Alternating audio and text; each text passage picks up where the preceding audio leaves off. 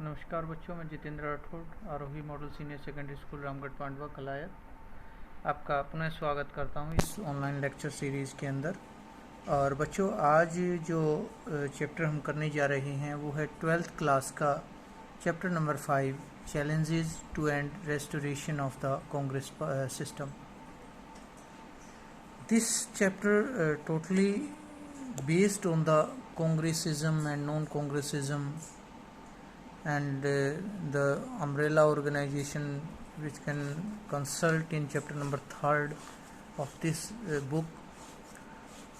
इस चैप्टर के अंदर बेसिकली जो आइडिया है वो challenges to and restoration of Congress system, कि कांग्रेस जो सिस्टम था, कांग्रेस जो प्रणाली थी, उसको कौन कौन से चैलेंजेस आए, उसके सामने क्या चैलेंजेस थे और किस प्रकार से वो रेस्टोरेशन, उसने पुनर्स्थापना की कि दोबारा से अपने आप को कैसे स्थापित किया। एक समय ऐसा लग रहा था कि कांग्रेस पार्टी पूर्ण तरीके से जो है वो समाप्त हो जाएगी, क्योंकि 1967 का जो जनरल इलेक्शन हुआ, इस इलेक्शन के अंदर कांग्रेस की स्थिति बहुत अच्छी नहीं थी और केवल 54% सीट उसे मिली और ऐसा लग रहा था एक समय कि जनादेश उसके हाथ से निकला जा रहा है।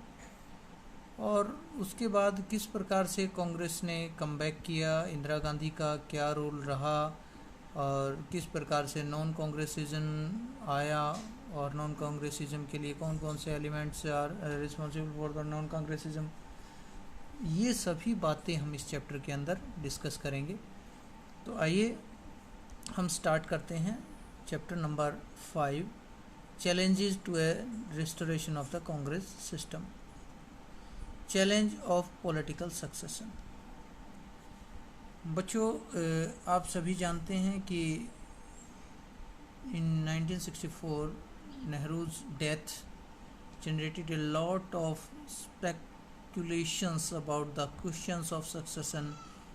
The 1960 were labeled as the dangerous decade due to many challenges and unsolved problems।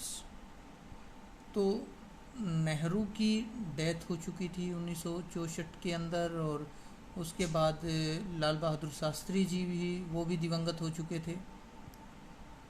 तो ये एक ऐसा समय था जिसके कारण कई सारे और भी फैक्टर ऐसे, उस समय की सिचुएशन ऐसी हुई जिसके अंदर आपका सूखा या अकाल पड़ा और हमारे ऊपर 2 विदेशी आक्रमण हुए 1962 में, 1965 के अंदर। तो ये जो घटनाएं घटी ये 1960 के दशक में घटी, इसलिए जो 16 decade is known as the dangerous decay.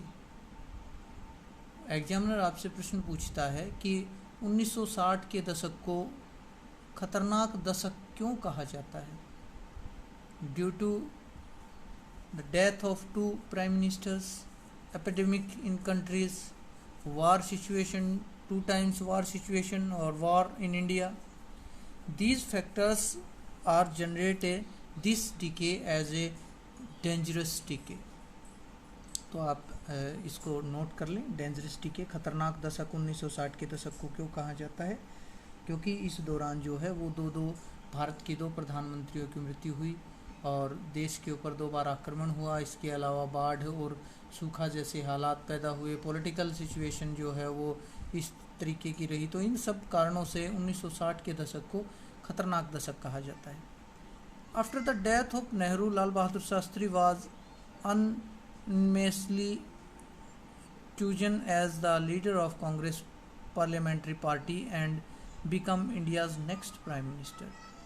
ये कहता है कि 1964 में पंडित जवाहरलाल नेहरू की मृत्यु हुई तो उसके बाद सर्वसम्मति से, अननमेसली का अर्थ होता है सर्वसम्मति या सभी का एक मत से, जो है वो लाल बहादुर शास्त्री को जो है वो प्राइम मिनिस्टर के रूप में स्वीकार किया गया। During Shastri tenure, the 1964 to 1966, the country faced 2 major challenges: serious food crisis and a war with Pakistan in 1965। Shastri's famous slogan "Jai Jawan, Jai Kisan" symbolize the country's resolve to face both these challenges.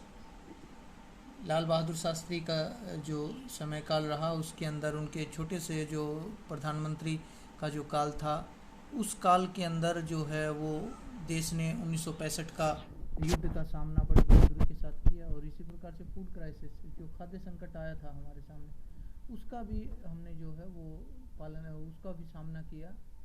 और एक समय जो है वो लाल बहादुर शास्त्री जी ने ये भी कहा कि अगर आप एक समय का हफ्ते में एक दिन का उपवास करते हैं तो आपको जो है वो किसी दूसरे देश के सामने हाथ नहीं फैलाना पड़ेगा। और उसी दौरान जो लाल बहादुर शास्त्री हैं उन्होंने प्रधानमंत्री भवन के अंदर कृषि की करके और संदेश दिया कि कृषि और कृषक वर्ग जो हो वो कितना महत्वपूर्ण है देश की अर्थव्यवस्था के लिए। और यहीं से नारा उन्होंने दिया, जय जवान जय किसान।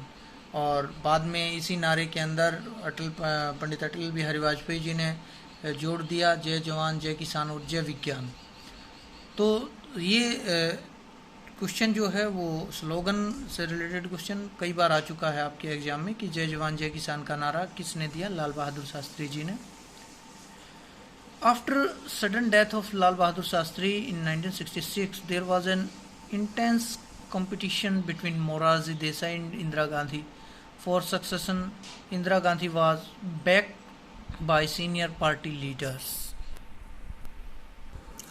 तो डियर स्टूडेंट, जैसा कि आप जानते हैं कि 10 जनवरी 1966 को जो है वो भारत और पाकिस्तान के मध्य एक समझौता हुआ 1965 के वार के बाद, जिसे ताशकंद समझौता कहा जाता है। और इसी समझौते के बाद जो है वो लाल बहादुर शास्त्री जी की डेथ हो गई।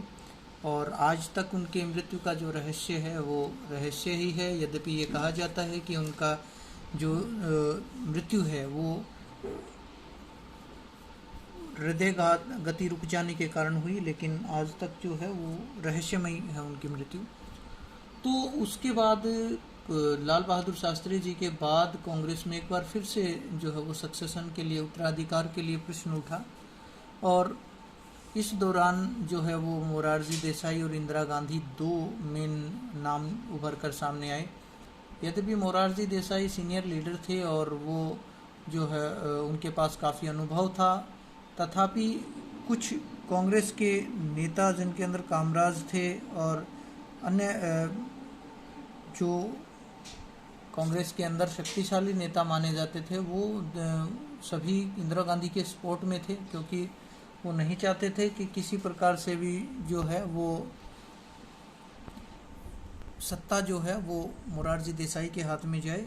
अगर इंदिरा गांधी के हाथ में सत्ता आती है तो वो अनएक्सपीरियंस्ड हैं और उन्हीं के हाथ में सत्ता रहेगी। तो इस प्रकार से इंदिरा गांधी ने जो है वो अपने आप को काबिज किया सत्ता के ऊपर, और कांग्रेस पार्टी को एक नया लीडर मिला। जो गैप जो है पंडित जवाहरलाल नेहरू के बाद खाली हो गया था वो भर गया। और उसके बाद 1967 के अंदर इलेक्शन हुए, general election, 4th general election. बच्चों आप ये ज़रूर ध्यान रखें कि 4th जनरल इलेक्शन कब हुए, 2nd general election, 5th general election. Mostly 4th और 5th जनरल इलेक्शन के बारे में एग्जामिनर कई बार क्वेश्चन पूछ लेता है, तो आप ज़रूर इस बात का ध्यान रखें। तो in the year 1967 is considered as a landmark year in Indians political and electoral history। जो भारतीय इतिहास है उसमें 1967 की जो इलेक्शन है वो एक हिस्टोरिकली वो इलेक्शन रहे, उनका वो इतिहास में एक महत्वपूर्ण स्थान है इन इलेक्शंस का। In prevailing political environment the economic situation triggered off price rise, people starting protesting against the increase in price of essential commodities, food secretly 1967 का ये वो समय था जब लोग जो है वो वस्तुओं की जो कीमतें लगातार बढ़ रही थी उसके खिलाफ आवाज़ उठा रहे थे। ये वो दौर था जब कम्युनिस्ट एंड सोशलिस्ट पार्टी जो है वो लॉन्च्ड हुई थी। स्ट्रगल फॉर ग्रेट इक्वालिटी, उन्होंने ग्रेट इक्वालिटी के लिए जो है समानता के लिए संघर्ष करना शुरू कर दिया था। और इसके अलावा 1960 also witness some of the worst Hindu Muslim riot since independence. ये जो दौर था वो हिंदू मुस्लिम दंगों के लिए भी जो है माना जाता है। इस दौरान हिंदू मुस्लिम दंगे भी हुए। तो कुल मिलाकर कांग्रेस के लिए जो है वो परिस्थितियां आसान और सामान्य नहीं थी, और इस दौरान जो है वो एक नए वर्ड का जो है स्थापना हुई, उसका उद्भव हुआ, और वो न्यू जो वर्ड या नया शब्द क्या था, नॉन कांग्रेसिज्म, गैर कांग्रेसवाद। Opposition parties were in the forefront of organising public protest and pursuing the government. ये नॉन कांग्रेसिज्म क्या है, गैर कांग्रेसवाद क्या है, यानी कि कांग्रेस को हराने के लिए जो अदर पार्टियां थी, जो कांग्रेस से अलग जो पार्टियां जो भी थी, वो सारी एकजुट हुई और उन्होंने क्या नाम दिया, नॉन कांग्रेसिज्म, गैर कांग्रेसवाद, कि कांग्रेस की सरकार ना आके और गैर कांग्रेसवाद जो हो वो आना चाहिए।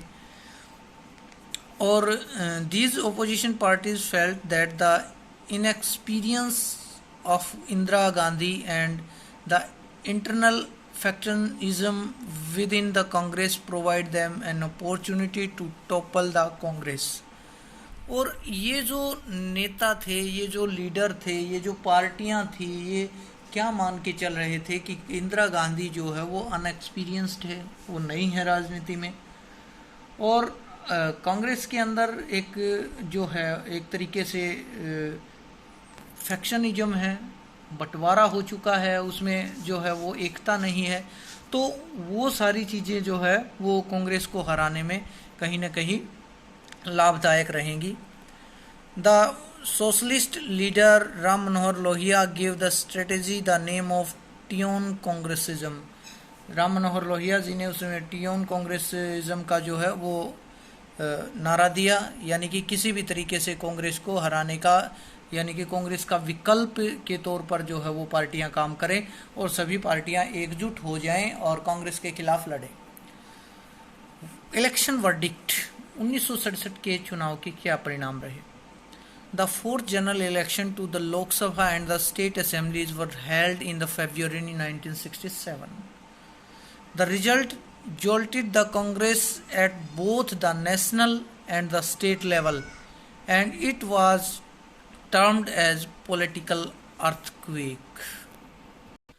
डियर स्टूडेंट, ये वो समय था जब कांग्रेस जो है वो बुरी तरीके से हारने की कगार पर पहुंच चुकी थी, और एक तरीके से ऐसा लग रहा था 1967 के जो इलेक्शन थे उनमें कि कांग्रेस जो है वो एक तरीके से ख़त्म हो जाएगी। जो वर्चस्व था कांग्रेस का, जो एक छत्र राज था, जिसके कारण जो है वो कांग्रेस पार्टी को एक छत्र राज के लिए जाना जाता था, वो धीरे धीरे खिसकता नजर आ रहा था।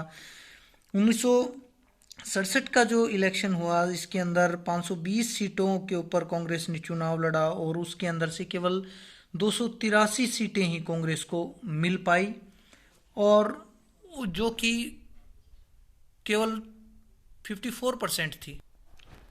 तो इस दौरान जो है वो कांग्रेस को बड़ा आघात लगा, और इवन इंदिरा गांधी के जो कैबिनेट के जो मंत्री थे वो भी चुनाव हार गए, जिनके अंदर कामराज थे तमिलनाडु के अंदर, उनकी हार हुई। एस.के. पाटिल थे महाराष्ट्र, अतुल्य घोष वेस्ट बंगाल के अंदर, के.बी. सहाय इन बिहार। ये वो लीडर थे जो अपने आप को जो है वो किंग मेकर मानते थे, और वो लीडर भी जो है वो चुनाव हार गए। तो इन सब के कारण जो है वो सिचुएशन ऐसी हुई कि इंदिरा गांधी को सोचने पर मजबूर होना पड़ा कि किस प्रकार से पार्टी के अंदर अगर बदलाव नहीं किया गया, कुछ सुधार नहीं किया गया, तो एक तरीके से कांग्रेस जो है वो समाप्त हो।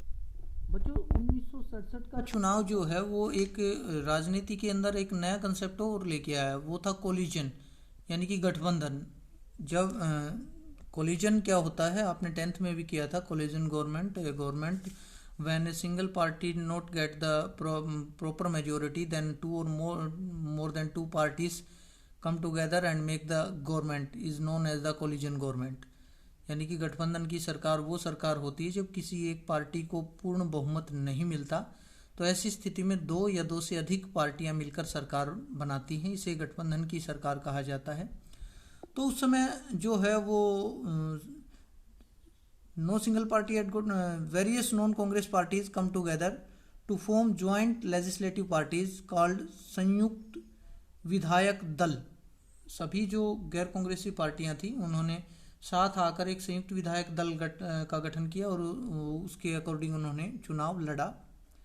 तो बच्चों ये आपका फर्स्ट पार्ट था इस चैप्टर का, और सेकंड पार्ट में हम आगे कंटिन्यू करेंगे। तो देखते रहिए ऑनलाइन का क्लासेस की ये जो लेक्चर सीरीज़ है। धन्यवाद।